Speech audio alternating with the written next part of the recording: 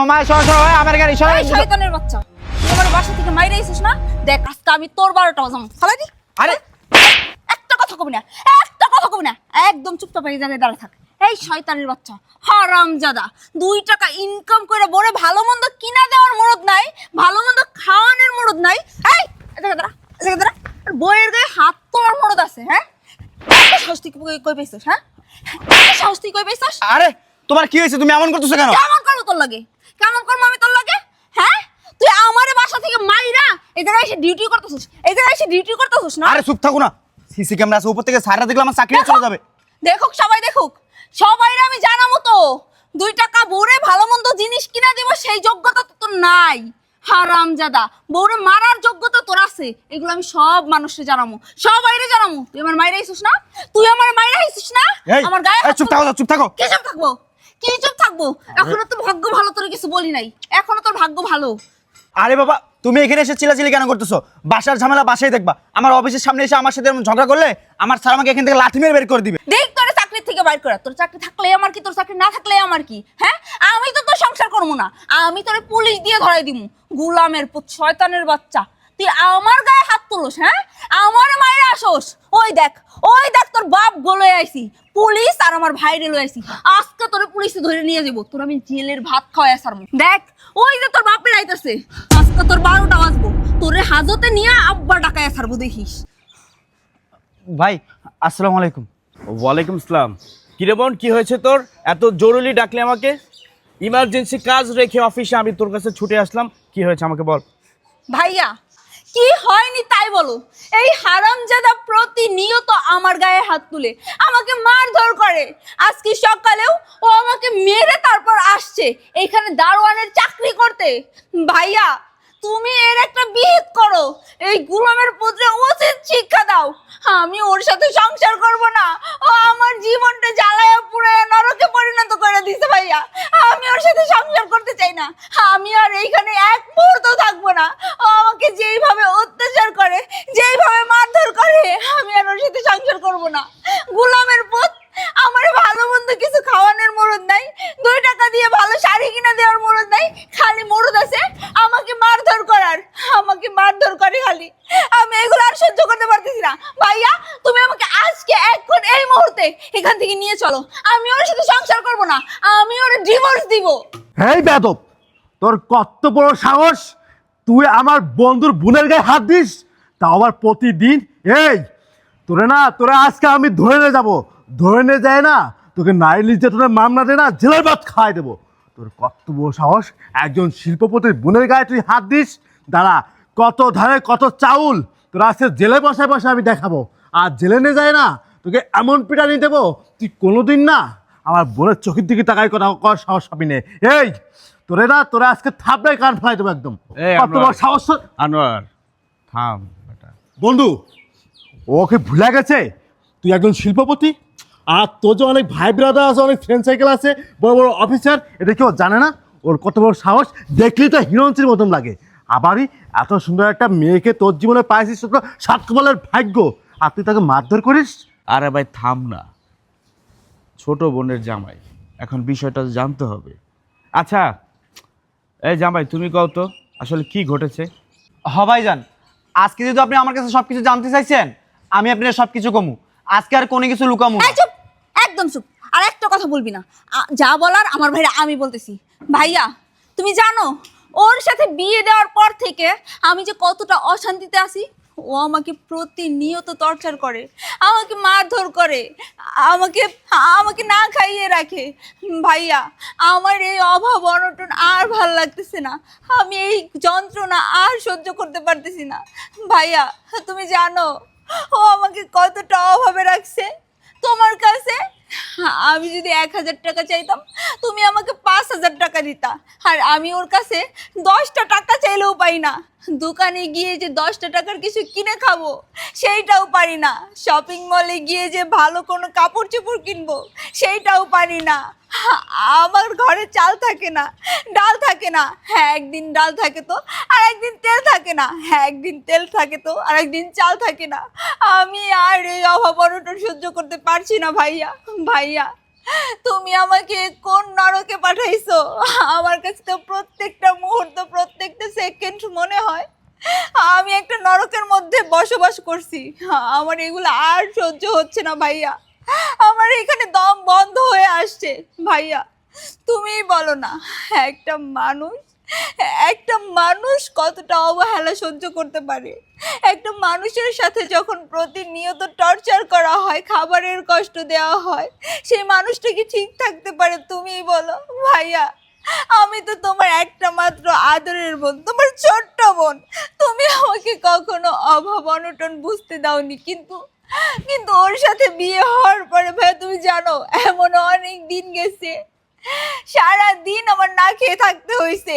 এমনও দিন গেছে 2 দিন পর্যন্ত না খেয়ে থাকতে হয়েছে। আমি ওকে বিয়ে করে যে কত বড় ভুল করছি ভাইয়া। ভাইয়া আমি কি দোষ করছিলাম? কেন তুমি এর মতো একটু গরিব ছোট লোকের সাথে আমাকে বিয়ে দিয়েছো? ভাইয়া আমি তো আগেই তোমাকে বলছিলাম আমি এই ছোট লোকটাকে বিয়ে করব না, কিন্তু তুমি তুমি তো আমাকে বলছো এই ছেলে নাকি আমাকে সুখে রাখবে, শান্তিতে রাখবে। এখন দেখো আমাকে কতটা সুখে রাখছে। আমাকে প্রতিনিয়ত মারধর করে, আমাকে অত্যাচার করে। দেখো আমি কি শাড়ি পরে রয়েছি, এটা কোনো শাড়ি? এটা তো মানুষের বাসার কাজের লোকেরাও পরে না। আমাকে দেখো কি হালে রাখছে। আমি যখন তোমার ঘরে ছিলাম তখন কি এরকম অবস্থায় ছিলাম? তুমি আমাকে কখনো কোনো জিনিসের অপূর্ণতা রাখোনি। আমি তোমার কাছে একটা জিনিস চাইলে তুমি আমার জন্য 5টা জিনিস নিয়ে আসছো। আমি যদি বলতাম যে ভাইয়া আমার ওই ড্রেসটা পছন্দ হয়েছে, আমার ওই ড্রেসটাই লাগবে, ওইটার দাম যদি 1 লাখ টাকাও হইতো, আমি চাওয়া মাত্রই তুমি আমার জন্য নিয়ে আসতা। আর ও আমাকে 2000 টাকা দিয়ে একটা শাড়ি কিনে দিতে পারে না। ভাইয়া তুমি জানো আমি যখন রাস্তাঘাটে বের হই বা আমার বান্ধবীরা যখন আমাকে দেখে, তখন সবাই আমাকে বলে এই আরে তোর এই অবস্থা হয়েছে কেন? তোকে তো মানুষের বাসার কাজের লোকদের মতো লাগতেছে। আমি ওদের সামনে মুখ দেখাতে পারি না ভাই, আমার মান সম্মান থাকে না। আমাকে যে যা ইচ্ছে হয় অপমান করে যায়। আমি এই অপমান আর নিতে পারতেছি না, আমি এগুলো আর সহ্য করতে পারতেছি না। সবাই আমাকে বলে দেখ, আমাকে দেখ, আমাদেরকে দেখ, আমাদের আমার হাজবেন্ড আমাকে অমুক মার্কেট থেকে ব্র্যান্ডেড এই শাড়ি এনে দিছে, আমার হাজবেন্ড অমুক জায়গা থেকে আমাকে এই এই ডায়মন্ডের নেকলেস এনে দিছে, আমাকে এই স্বর্ণের নেকলেস দিছে। আমি কি বলবো ভাইয়া? ও তো আমাকে 100 টাকা দিয়ে একটা মালাও কিনে দিতে পারে না। আমি কি বলবো? আমি ওদের সামনে গেলে আমার মান সম্মান থাকে না। আমি ওরে বিয়ে করে যে কত বড় ভুল করছি, কতটা পস্তাইতেছি, আমি তোমাকে বলে বোঝাতে পারবো না ভাইয়া। আমি আর এই নরকে থাকতে চাই না ভাইয়া, তুমি আমাকে এইখান থেকে নিয়ে চলো।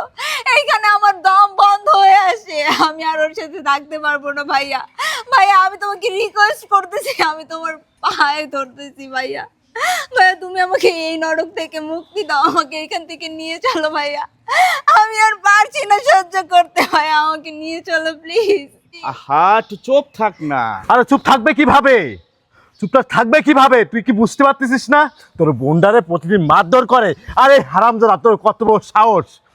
তুই তুই এই মেয়েটাকে সবসময় মারধর করিস। এই চল, তোর আজকে না আমি জেলে নিয়ে যাবো, জেলের ভাত তোকে খাওয়াই দেবো। এই চল। আরে দাঁড়া, তোরে আনছে সমাধান করতে, তুই আরো বেটা ঝামেলা করতেছ। দাঁড়া। আচ্ছা জামাই, তুমি বলো তো কি হয়েছে। আর শোন, আমি তো জেনে শুনে ওর কাছে আমার বোনকে বিয়ে দিছি। আমি জানি ও একটা ভালো ছেলে, ও সবসময় যা বলো সত্য কথা বলে। শোন, আর বলো তো কি হয়েছে। আজকে আপনার আমি সব কিছু খুলে কম। আপনার বোন কি জানি কইলো না আপনারে? আপনার বোন আপনারে কইলো কি আমি নাকি আপনার বোনের গায়ে প্রতিদিন হাত তুলি? না ভাইজান, আমি আপনার বোনের গায়ে কোনোদিন হাত তুলি না, বরঞ্চ আপনার বোন প্রতিনিয়ত আমার সাথে অন্যায় অত্যাচার করে, আমার উপর টর্চার করে, আমার গায়ে পর্যন্ত হাত তুলে। ভাইজান কোনোদিন কি শুনেছেন যে পুরুষ নির্যাতন হয়? কোনোদিন শুনেননি। সবসময় শুনে গেছেন যে নারী নির্যাতন হয়। আমাদের এই দেশে না নারী নির্যাতনের আইন আছে, কিন্তু পুরুষ নির্যাতনের কোনো আইন নাই। আপনার বোন আমাকে প্রতিনিয়ত মারধর করে, রাস্তাঘাটে সব জায়গায় আমাকে অপমান অপদস্থ করে।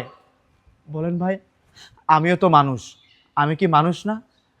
শুধু তাই না, আমাকে যে শুধু অত্যাচার করে, শুধু তাই না, আপনার বোন আপনাকে আরও কি জানে বললো না যে আপনার বোনকে নাকি আমি ভালো কাপড় চোপড় দেই না, ভালো খাবার এনে দেই না। আমার ঘরে একদিন চাল থাকলে তো ডাল থাকে না, ডাল থাকলে তো চাল থাকে না। ভাইজান, আপনার বোন সবগুলা সাজায় সাজায় আপনাকে মিথ্যা কথা বলছে। আপনি আমার সাথে চলেন, এখন আমার বাড়িতে চলেন। আমার বাড়িতে গেলে আপনি দেখতে পারবেন আমার বাড়িতে কি আছে আর নাই।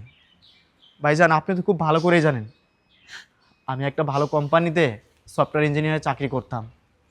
হঠাৎ করে সেই কোম্পানির একটা ক্রাইসিসের কারণে আমার জবটা চলে যায়। তারপর থেকে আমি ভেবে পাচ্ছিলাম না কোথায় যাব, কি করব, কিভাবে চলবো। ঢাকা শহরে তারা বসে থাকলে কেউ কাউকে কখনো চালাবে না। আর অন্যদিকে আপনার বোনের চাহিদা, আপনার বোনের চাহিদার কোনো শেষ নাই। আজকে আপনার বোনের দামি শাড়ি লাগে, দামি ড্রেস লাগে, দামি গহনা লাগে। আরে বিশ্বাস করেন ভাই, আমি যখন ভালো চাকরিটা করতাম না, আপনার বোন আমার কাছে যখন যেটার আবদার করতো আমি সেটাই তার সামনে হাজির করতাম। কোথা থেকে আনবো, কি করে আনবো, সেটা আপনার বোন একটাবার চিন্তা ভাবনা করতো না। এই তুমি যে তোমার ভাইকে মিথ্যা কথাগুলো বললা, একটাবার কি বিবেকে বাঁধলো না তোমার? তোমার কি বিবেক বলতে কিছু আছে? আমার তো মনে হয় না তোমার ভিতরে বিবেক মনুষ্যত্ববোধ বলতে কিছু আছে। আজকে তোমার ভিতরে যদি বিবেক মনুষ্যত্ববোধ বলতে কিছু থাকতো না, তাহলে এমন জঘন্য মিথ্যা কথা, জঘন্য কাজগুলো কখনোই করতে পারত না। আর ভাইজান, আমি আজকে 2 মাস হলো সিকিউরিটি গার্ডের চাকরি নিয়েছি। আমি যখন থেকে সিকিউরিটি গার্ডের চাকরি নিয়েছি না, তখন থেকে আপনার বোন আমাকে আর দেখতে পারে না। দেখতে পারবে কি করে? কারণ ওই যে তার শখের জিনিস, শখের চাও পাওগুলো তার সামনে আর হাজির করতে পারতেছি না। এই যে এক সপ্তাহ আগে কী হয়েছে জানেন? আপনার বোনের নাকি এসি লাগবে। আমার মা মৃত্যুর সাথে পাঞ্জা লড়তেছে। আমার বাবাটা হার্ট অ্যাটাকের রোগী। আমার বাবা ঠিকমতো ভারী কাজকর্ম করতে পারে না। আমার মার অপারেশন করতে হবে। আমি আমার মার অপারেশনের জন্য 1,20,000 টাকা রাখছিলাম। আপনার বোন সেই টাকা দেখে বাইরে ধরেছে এসি কিনবে। আমি আপনার বোনকে বারবার বোঝানোর চেষ্টা করলাম, তো এখন নেহা এই টাকাটা আমি আমার মার অপারেশনের জন্য রেখেছি। তোমাকে না হয় কয়দিন পরে এসিটা কিনে দিব। না, ওনার নাকি সেটা চলবে না, ওনার তখনই এসিটা কিনে দিতে হবে। আমার মার চিকিৎসার টাকা দিয়ে আপনার বোনকে এসি কিনে দিলাম। শুধু তাই না ভাইয়া, এই যে গ্যাসের সোমবারে আমি 40,000 টাকা কিস্তি তুলছি। আমি একটা অটো চালাম, অটো কিনবো। না, সেই টাকাটা তুলে খালি ঘরে রাখছি। আপনার বোন কীভাবে যে টাকাগুলো খরচ করলো সেটার কৈফিয়ত যখন আমি জানতে চাই, আমার উপর অত্যাচার করে, আমাকে নির্যাতন করে, আমাকে মারে। বলেন ভাইয়া, এগুলো কি কোনো স্ত্রীর কাজ? আমি কি স্বামী হয়ে তার থেকে বলতে পারি না যে তুমি এই টাকাগুলো কি করলা? আমি কেন তার কাছে এগুলো জানাশোনা করব? আমার কোনো অধিকার নাই তার কাছ থেকে জানার। আর বললো না যে ওর বান্ধবীরা নাকি ওকে অপমান করে। না ভাই, ওর বান্ধবী ওকে অপমান করে না, অপমান করে আমাকে। যদি কোনো পার্টিতে যায়, আমাকে ওর বডিগার্ড হিসেবে নিয়ে যায়, কখনো পরিচয় দেয় না আমি ওর হাজব্যান্ড। জানেন, একদিন ওর বান্ধবীর হাজব্যান্ড আমাকে লাথি মেরে ফেলে দিয়েছে। ও এক বিন্দু পরিমাণ প্রতিবাদ করলো না। এই সেদিন তুমি কি করে চুপ থাকলে বলো তো? ভাই, আমি না এসব আর মেনে নিতে পারতেছি না। আপনার বোনের এসব কীর্তিকলাপ আমার আর ভালো লাগতেছে না। আমার বাবা মা আমাকে বারবার করে বারণ করেছিল, বাবারে এমন মেয়েকে তুই বিয়ে করিস না। আমি শুধু আপনার কথা শুনে বিয়ে করেছি, কারণ আপনি অনেক ভালো মানুষ, আপনি একজন মহৎ মানুষ। আপনার কথা আমি ফেলতে পারিনি। আমি ভেবেছিলাম আমার বাবা মা একদিন না একদিন ঠিকই মেনে নেবে, কিন্তু আপনার বোন আমার বাবা মাকে পর্যন্ত দেখতে পারে না ভাই। আমার বাবা মা যখন আমার বাসায় আসতো না, তখন আপনার বোন আমার বাবা মাকে দূর দূর করে বাসা থেকে তাড়িয়ে দিত। আমার বাবা মার কি ইচ্ছা জাগে না, আমার বাবা মার কি শখ হয় না যে আমার বাড়িতে আসবে, দুবেলা দুমুঠো ভাত খাবে, আমার বাড়িতে ঘোরাফেরা করবে? আপনার এই বোনের জন্য আমার বাবা মা সেটাও করতে পারতো না। কিভাবে করতে পারবে? কারণ ওই যে ছোট থেকেই আপনি আপনার বোনকে আদরে বাদর বানিয়ে ফেলেছেন। আপনার বোন যদি বুঝতো যে বাবা মা কি, তাহলে বাবা মার সাথে এমন জঘন্য ব্যবহার কখনোই করতো না। এই তোমাকে একটা কথা বলি শোনো, তুমি আমার বাবা মার সাথে যে খারাপ ব্যবহারগুলো করতা না, আমার না খুব কষ্ট হইতো, খুব খারাপ লাগতো। আমি তোমাকে কিছু বলতাম না। কেন বলতাম না জানো? এই মানুষটার কারণে। এই মানুষটার কারণে তোমাকে আমি কিছু বলতাম না। কারণ এই মানুষটাকে আমি অনেক সম্মান করি, অনেক শ্রদ্ধা করি। বাবা মা কি জানো? বাবা মা হচ্ছে বটবৃক্ষের ছায়ার মতো, যারা রোদে পুড়ে সন্তানদেরকে সবসময় বুকে আগলে রাখে। একটা ঘরে যখন একটা মোমবাতি জ্বালানো হয় না, তখন সেই ঘরটা আলোয় আলোকিত হয়ে যায়। কিন্তু সেই মোমবাতিটা যখন বন্ধ হয়ে যায়, সেই ঘরটা অন্ধকারে পরিণত হয়ে যায়। ঠিক তেমনি একটা সন্তানের জীবন থেকে যখন বাবা মা শব্দটা মুছে যায়, তখন থেকে সেই সন্তানের জীবনটাও অন্ধকারে পরিণত হয়ে যায়। আমার বাবা মা বেঁচে থাকতেও না আমার জীবনটা অন্ধকারে পরিণত হয়ে গেছে, শুধুমাত্র তোমার জন্য। এই কোনোদিন কি বলেছো আশিক, তোমার বাবা মাকে আমি আমার নিজের বাবা মা মনে করি? কোনোদিন বলোনি। আজকে যখন তোমার ভাই চলে আসছে এখানে, তখন আমার নামে যত মিথ্যা অপবাদ আছে সব কিছু তোমার ভাইকে বলতেছো। আর এই যে স্যার, আপনারা কইতাছি, আপনারা তো আইনের লোক, আপনারা কি একটাবার যাচাই বাছাই করতে পারলেন না যে আপনার বন্ধুর বোন সত্যি বলতেছে না মিথ্যা বলতেছে? আপনি এসে কি করলেন? আপনি এসে আমাকে জাজ করা শুরু করলেন, আমাকে নাকি জেলে ঢুকাবেন। স্যার, আমি যদি কোনো অন্যায় করি, আমি যদি কোনো অপরাধ করি, তাহলে আমি আমার সাজা ভোগ করুম। কিন্তু আমি যদি কোনো অন্যায় না করে অনেক সাজা ভোগ করি, তাহলে তো সেটা আর হইল না। আমি আপনার থেকে অন্তত এটা কখনো আশা করি নাই। ভাইজান, এখন আপনিই কোন আমি কোনটা ভুল করছি আর কোনটা সঠিক করছি? আপনার বোন আমার সাথে যে অন্যায় অত্যাচারগুলো করছে, সেগুলো কি ঠিক করছে? আপনিই কোন এগুলো কি ঠিক করছে ভাইজান? রিল্যাক্স, আমি সব বুঝি তো। এই শোন নেহা, আমি তোকে ছোট্টবেলা থেকে চিনি। তুই অনেক রাগী, আরও রাগী হয়ে গেছিস। এই তুই ভুলে গেছিস ও তোর স্বামী। আর আমি যা করেছি ভেবে চিনতে দেখে শুনে সব কিছু যাচাই বাছাই করেই আমি তোকে আশিকের সাথে বিয়ে দিয়েছি। আর শোন আনোয়ার, তুই তো টাইনের লোক, বল তুই যে আশিকের কথা শুনলি, আশিকের জায়গায় যদি তুই থাকতি বা আমি থাকতাম, কি করতাম? বল তুই কি করতি? আসলে বন্ধু, আমার এখন কথা বলতে না খুব লজ্জা লাগতেছে, নিজের কাছে খুব খারাপ লাগতেছে। আসলে আমি সবসময় জেনে আসছি যে তোর বোনটা খুব ভদ্র, খুব ভালো, কিন্তু আজকে এই ছেলে যা বললো, এটা শোনার পরে না আমি রীতিমতো অবাক হয়ে গেলাম। আমি মানে ভাবতে পারিনি তোর বোন তোর আদর পেয়ে কোনোটা নিচে নেমে গেছে। আসলে আমি তো জানি যে তোর বাবা মা নাই, তুই তোর বোনকে যে তোর বাবা মার আদর বুঝতে দিস নাই, তোর বোন কোনো জিনিস চাওয়ার আগেই তোর বোনকে সেই জিনিসটা দিয়েছিস, আজকে সেই জিনিসের মর্যাদা বা সম্মান তুই পাচ্ছিস। যদি তোর বোনকে যদি অভাব দেখাইতিস, তোর বোনকে যদি শিক্ষা দিতিস, তোর বোনকে যদি তোর আওতায় আনতে পারতিস, তাহলে না এই ধরনের বেয়াদবি সে করতে পারতো না। কারণ তুই কি মনে করেছিস যে এই দুনিয়াতে বাবা মা কেউ নাই, একটা মাত্র বোন আমার, ও যাতে বাবা মার কষ্ট না বোঝে। এইটার জন্য তুই তোর বোনের সব চাহিদাগুলো মিটাইছিস চাওয়ার আগেই। সেই জন্যে আজকে এই দিনগুলো তোর দেখতে হচ্ছে। আমি কোনো ভাবতে পারি নাই বন্ধু তোর বোন এতটা নিচেই নেমে যাবে। ছি, স্বামীর গায়ে কেউ হাত দেয়, স্বামীকে কেউ মারধর করে, সেটা তোর বোন করছে। এই ছেলেটাকে দেখে তো মনে হচ্ছে খুব ভদ্র একটা ছেলে। আমি তো না জেনে না বুঝে এই ছেলেটাকে নিয়ে অনেক কথা বললাম, এই ছেলেটাকে হুমকি পর্যন্ত দিলাম, তোকে আমি জেলে নিয়ে যাই, জেলের ভাত খাওয়াবো। ছি বন্ধু ছি, আমি কোনো ভাবতে পারিনি তোর বোন এমন। যদি আগে জানতাম না, তাহলে আমি কখনো না তোর সাথে তোর এই জায়গাটা আসতাম না। আচ্ছা শোন, কি বুঝলি? কি বুঝলি? তোর জন্য কত কথা শুনতে হলো।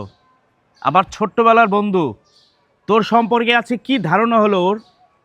শোন, সংসারটা না এত সহজ না, সংসারটা ম্যানেজ করতে হয়। পৃথিবীতে যত মানুষ সংসার করছে ম্যানেজ করে করছে। আরে একজন রাগ হবে, একজন ঠান্ডা হবে, একজন রাগ হবে, একজন, এইভাবেই তো সংসার চলে। শোন, তোকে আমি, হ্যাঁ তোর কোনো আবদার আমি অপূর্ণ করি নেই, কথা সত্য, কিন্তু স্বামীর ঘরে সেটা ম্যানেজ করে চলতে হবে। আর তোর যদি বিশেষ কিছু দরকার হয়, আমি তো আছি। আমি কি মরে গেছি নাকি? তোর বিশেষ কিছু দরকার হলে আমাকে বলবি, আমি তোকে সেই চাহিদা পূরণ করবো। আর শোন, এই ছেলেটা সিকিউরিটি গার্ড হয়েছে কয়দিন ধরে? মাত্র 2 মাস। তার আগে কি ছিল? তুই যে বললি আমি তোকে এই ছেলেটার কাছে বিয়ে দিয়েছি, এই ছেলেটা একজন শিক্ষিত, একজন সফটওয়্যার ইঞ্জিনিয়ার। এই ছেলেটার চরিত্র ভালো, এবং আমি শুধু ওকে দেখেই শুধু তোরকে বিয়ে দেইনি, ওর বাবা মা সম্পর্কে জেনেছি, ওদের গ্রামের প্রতিটি ঘরে ঘরে আমি যে খোঁজ নিয়েছি এই ছেলেটা কেমন। আরে আমার বোনকে আমি কার কাছে বিয়ে দিব সেটা আমি কি যাচাই বাছাই করব না? আরে সামরিক সময়ের জন্য তোরা কষ্টে আছোস, আরে এটা একটা শুধুমাত্র তোদের পরীক্ষা। আরে আল্লাহ পাক চাইলে আবার ওকে ঘুরে দাঁড়াতে সাহায্য করতে পারে। শোন, আমি চাইলে ওকে একটা ভালো চাকরি দিতে পারি। আমি বলেছিলাম, ও কি বলেছে জানিস? ও বলছে না ভাই, আমার যোগ্যতায় আমি চাকরি খুঁজে নেব। তোমাকে বলেছিলাম না? জি ভাই। আর আজকে তুই যে ছেলেটাকে সবার সামনে অপরাধী বানাচ্ছিস, আজকে আমার বন্ধু অনেক কিছু না জেনেই কিন্তু আশিক তোমাকে অনেক কথা বলেছে। ওর হয়ে আমি সরি বলছি। আর শোন, যত কিছুই তুই বলিস না কেন, যত কিছু করিস না কেন, তোকে আশিকের সংসার করতে হবে এবং মিলে মিশে থাকতে হবে। আর যেহেতু ফের শুনি তুই আশিকের গায়ে হাত তুলেছিস, তোকে কি এই শিক্ষা দিয়েছে আমি? তুই স্ত্রী হয়ে কিভাবে একটা স্বামীর গায়ে হাত তুলিস? এই এটা কি আহা, এটা কি? শোন আশিক, কি বলবো, আসলে আমার ছোট্ট বোন, ওকে অনেক লাই দিয়ে বড় করেছি, কিন্তু শোন এদিকে আস। আমি চাই তুই ভালো থাক এবং স্বামীকে নিয়ে ভালো থাক। আমি চাইলে তোর এই সামরিক যে অভাবটা আছে সেটা আমি মোচন করতে পারি, কিন্তু জীবনটা তো এত সহজ না। তোকে অনেক পথ যেতে হবে, নিজের পায়ে দাঁড়াতে হবে। আশিক তো ঠিকই করেছে, আশিক কারো সহযোগিতা নিতে চাচ্ছে না। আমি অনেকবার বলেছি ওই সহযোগিতা নিবে না। ওই বলেছে ভাইয়া আমার সংসারের যত অভাবই থাক আমি আপনার বোনকে ভালো রাখবো। আর কি বললো আশিক? ওর মায়ের জন্য 1,20,000 টাকা রেখেছে চিকিৎসার জন্য, তুই সেই টাকা দিয়ে এসি কিনতে চেয়েছিস? এই তোরে কি লেখাপড়া শিখাইনি? তুই কি এডুকেশন পাস করিসনি? শুধু শিক্ষিত হলে হয় না রে, মানুষ হতে হয়। আমার মনে হয় আমি তোকে মানুষের মতো মানুষ করতে পারিনি। আর শোন, আমার অফিসে অনেক কাজ রয়েছে, খুব জরুরি কাজ রয়েছে, তবুও আমি তোর কথা এসেছি। আমার মনে হয় এসে ভুল করেছি আমি। আর শোন, ফের যদি আশিকের সাথে ঝগড়া করিস, কি ভেবেছিস আশিকের সাথে ঝগড়া করে আমার বাড়িতে চলে যাবি? না না না না, আমি জেনে শুনে আমার বোনের জীবনটা নষ্ট করতে চাই না। যত কিছু হোক এই আশিকের সাথেই তোর সংসার করতে হবে। ফের আমার বাসায় ভুলেও যাবি না, আর আমার বাসায় গেলেই কিন্তু তোকে আমি জায়গা দিব না। আর কখনো যদি শুনি না যে তুই আশিককে ডিভোর্স দিবি, কথাটা মনে রাখবি। ভাইয়া তুমি থাকো, আমার ছোট বোনটা দেখে রেখো। তোকে বলে দিচ্ছি বাবু, জি চল। ও তোর পুরা নাম তানোর হোসেন বাবু। চল বলো। ফের এই স্বামীর ঘরই করতে হবে তোকে, চল। তুই ভালো হন।